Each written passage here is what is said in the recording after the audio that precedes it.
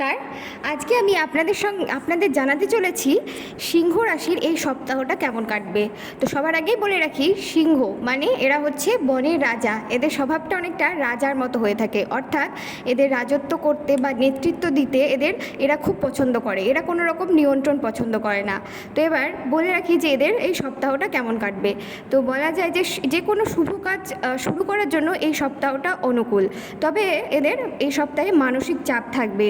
তারপর আর্থিক উন্নতির যোগ আছে, দেবালয়ে ভ্রমণ করতে পারে, হঠাৎ কোনো শুভ সংবাদ লাভ হতে পারে।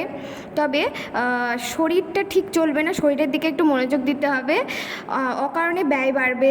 এছাড়াও হঠাৎ ঝামেলা, মতবিরোধ ও মনোমালিন্য দেখা যাবে। মন অশান্ত হয়ে উঠবে। কোথাও বেড়ানো ও হঠাৎ কোনো অশান্তিতে জড়ানো, প্রেমে উদ্বেগ।